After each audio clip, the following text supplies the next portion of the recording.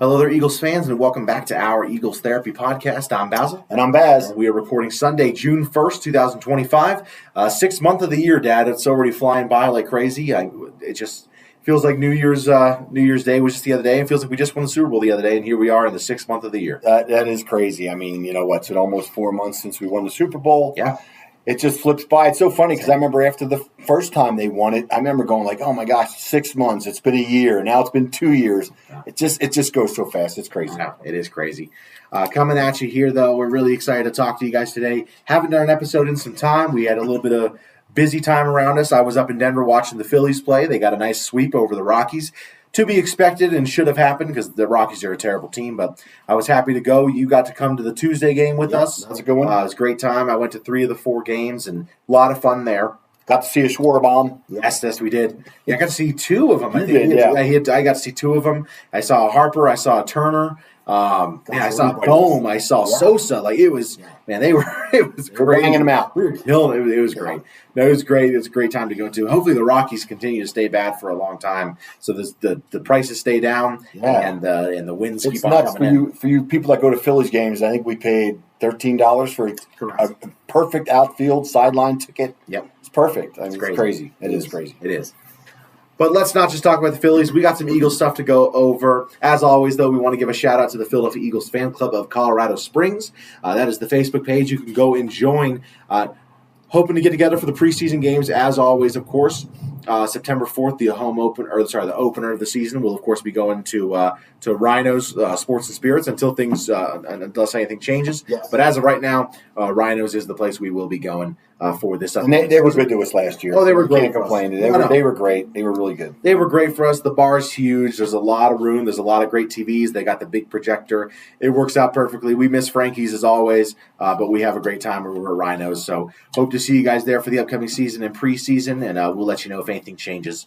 But, Dad, let's get into the news that we have.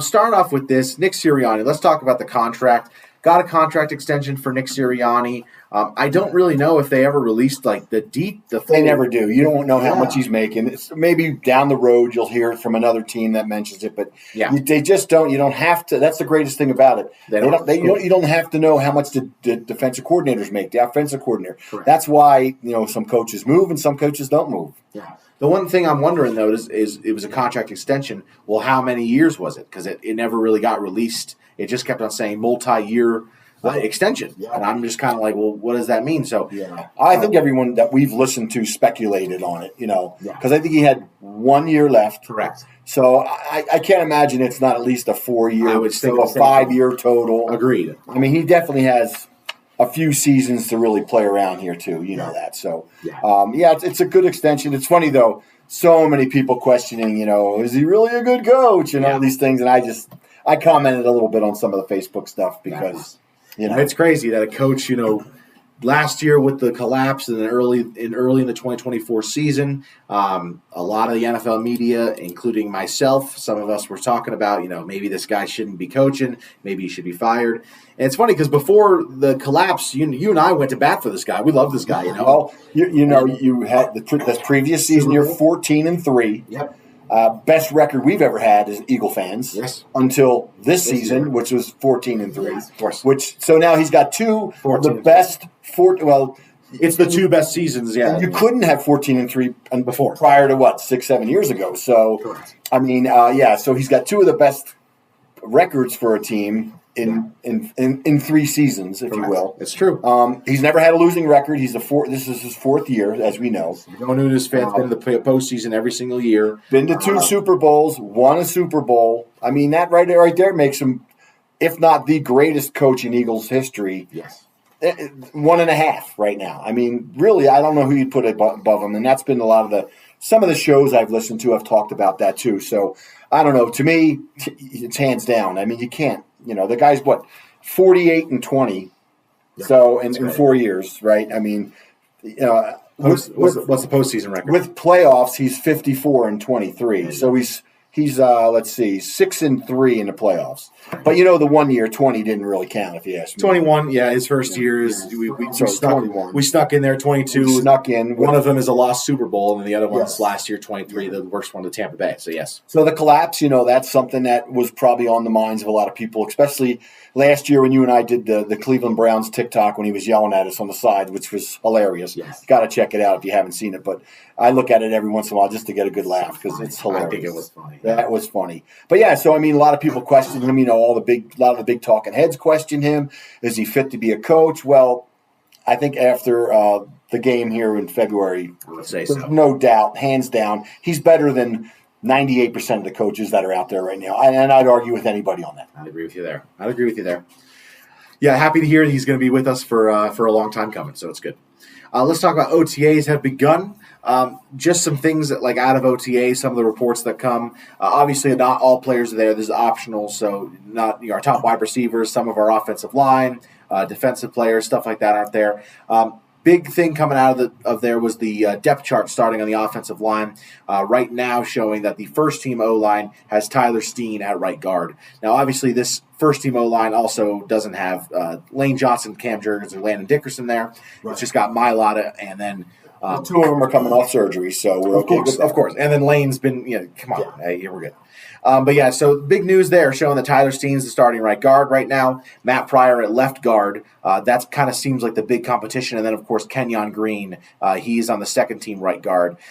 So Brett Toth starting at center right there, and then Drew Kendall is on the second and third team. I think Drew Kendall, even though he's not on the first-team center over Brett Toth, I think he has more of a chance to make the roster. Well, I think they really want a center as a backup this year. If Toth and Pryor are not, 1.5 times as good as the guy other than, the starter or Steen. Yeah. We got to go with youth, to me. I don't care what, it's nice to have those guys there, but, they're both aged and, might as well go with the young guys. We saw how that finally played off last season where the year before we kept screaming about having Nolan Smith play a little bit more, getting 11 snaps didn't help, and then you finally play him last year, and he's a freaking great player. So I say the youth movement continues. Don't even play around with it. Yep. The other big thing that we're seeing, Cooper DeJean did get some reps at the outside corner opposite Quinyon Mitchell as opposed to being inside. He slid inside when they were doing the nickel downs when there's 3 corners on the field. But in the base package, he was on the outside. This is kind of what you and I have talked about. We think that's kind of the best thing that should be going on. I don't think he's a player like Quinyon. He shouldn't leave the field. No. I mean, it'd be like Zach Bond. You can't leave the field. I agree. Cooper DeJean's got to be out there. He should be playing corner when there's only 2 corners, and he should be playing nickel when there's 3. Yeah. I mean, not just that. He's so great in run. I mean, we watched the last year and he's just he's got the speed. He's got the mental capacity to just decipher what's happening in split seconds. Yep. I mean, we saw it. And same with Quinyon. So, and it's also not a bad thing to have him have some reps on the outside just in case, right? I mean, you never know what's going to happen. So what if the kid, the one we drafted, becomes a phenomenal safety? So now we have 2 guys on the field that we don't want to take off, right? So I agree. I think it's a great move. I agree. And I think it's just Fangio just, it's the OTAs. We're just kind of seeing where everybody could fit in and what we can improve on, which, as far as the defense goes, not much. Yep, I know what you mean. Number 1 defense last year. So let's talk about the big news that happened just recently, just the other day, and kind of the big thing that we wanted to record because of Bryce Huff. Let's talk about the Bryce Huff news. Reports are showing that Bryce Huff, the Philadelphia Eagles and the San Francisco 49ers are working out a trade to get Bryce Huff over to the 49ers. Makes a lot of sense. Robert Saleh, of course, the coach he was the coach of the Jets when Bryce Huff had his good year. He's back. He had his one good year. Correct. Yeah. He's back over on the 49ers as the defensive coordinator, so makes sense that they're trying to bring Bryce Huff in there. And we don't have any official numbers or everything. Of course, today's June 1st, and the trade is supposed to take place tomorrow, the day after June 1st. We don't know exactly the details, but it looks like it's going to be a third-day pick is what's going on there. Hopefully a third, but probably a fourth or a fifth. Yeah, well, let's see. The first day is first round. Or it wouldn't be a third. Second day is second and third. Yeah, so it's going to be a fourth to a seventh. Hopefully a fourth, and maybe a fifth. Right. My personal thought is probably it's going to be a fifth, only because I'm wondering if we get a fourth, man, that's a home run. I'm wondering if they could push a fifth and then an additional fourth. I'm wondering I would love to see it. But, either way, I mean, the guy came in, we gave him way too much money. I didn't like the deal when they first did it, when they did it. I thought it was too much money for a guy who, if he had been in the league 4 years, he had 1 10-sack season. The other 3 seasons, I believe he only had 6 sacks, 7 sacks, maybe. I do have some statistics here from last year, though. For us, with the number 1 defense, and I'm not talking the first 4 weeks of the season, he didn't play much. He had 285 snaps, okay? 2.5 sacks, okay? On the best defense in the league with Carter right next to you. And you got Smith on the outside and Sweaty having a great season. And Mikel, he only had 2.5 sacks. He had 1 forced fumble, which I did not even know he had. The Cowboys game. I know, he had it in the Cowboys game. He also had a sack in that game. Trey Lance, yeah. But 285 snaps, 13 total tackles. That comes out to 0.04% of plays that he made when he was on the field. Not even 1%. I made a reference to somebody on Facebook that had said something about what a great deal this is for the 49ers, which we always say that, he's going to be the greatest player in the world. And I said, guy, you may be looking at, they were showing some of his sacks that he made, 2 years ago, right, with the Jets. And I'm like, they didn't show any Eagle highlights at all because I kept looking like, you're going to even have 1 Eagles highlight on there. And I said to him, dude, he didn't even make 1% of the plays he was on the field. Well, I was right because it was 0.04%. So, it's good riddance. I don't wish him any bad.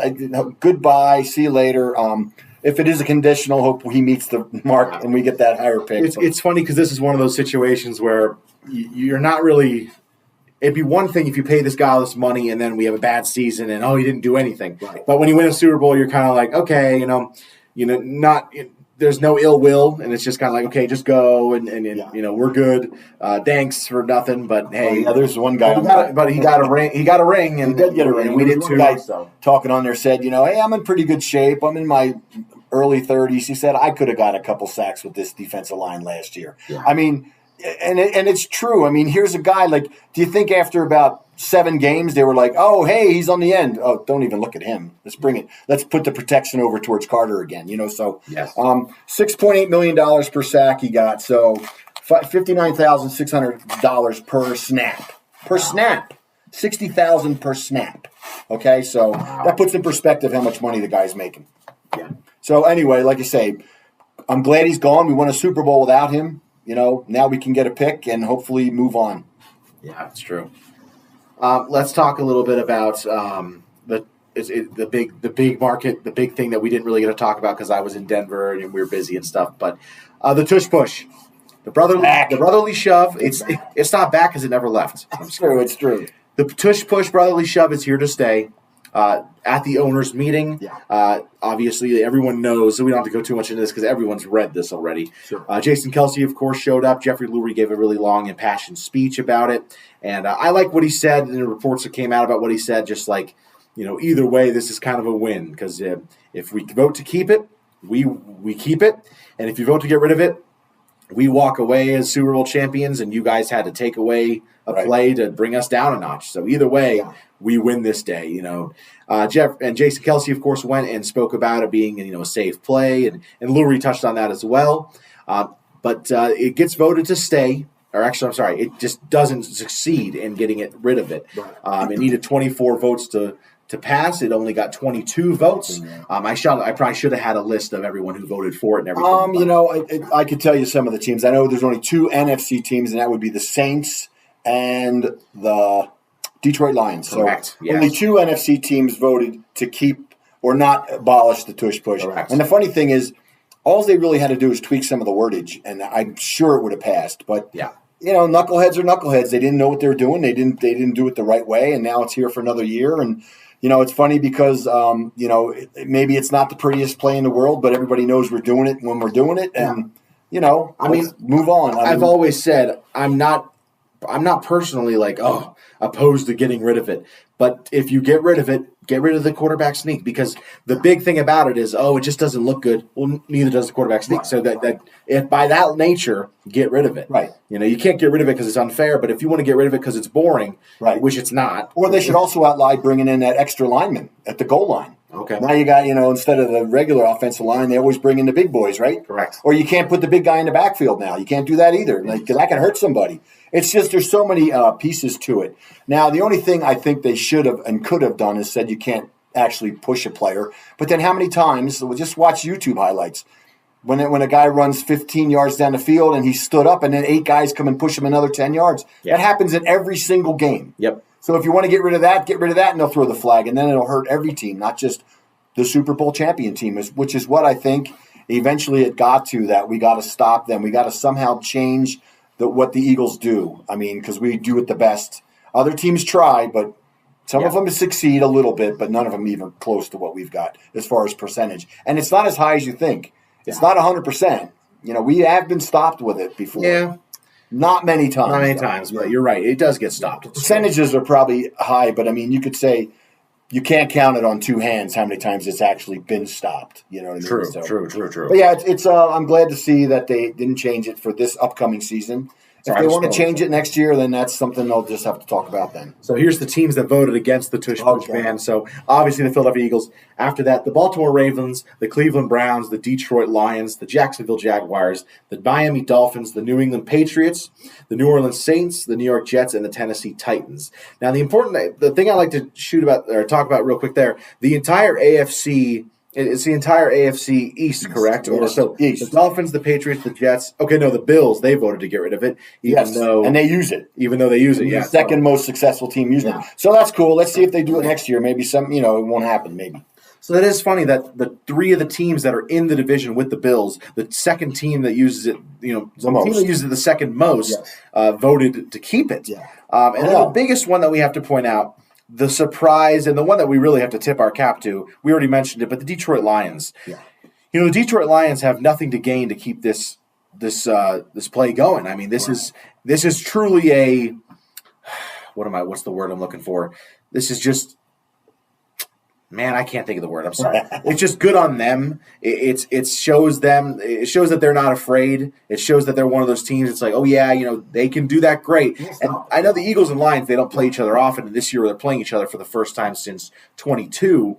And we've both been the top of the NFC the last 2-3 years. Yeah. So it does feel like this is even it hasn't been a rivalry. It's on its way to maybe being one, depending on what happens this year. Right. So the fact that they were against the ban. It's a real man. I can't think of the word, Dad. What am I trying to say? Well, it's somewhat honorable. Thank you. It's a real honorable. It just shows you, and of course, I don't know if the coach votes or I'm sure it's the owner. It's the owner. There's a lot of influence. The coach talks. The coach probably tries to talk into it, but for Dan Campbell to say, hey, I give the thumbs up to the owner and say, yeah, let him keep it. We'll beat him anyway, type thing. We'll bring it on. Let him. We want to play the best. You know what I mean? So good for them.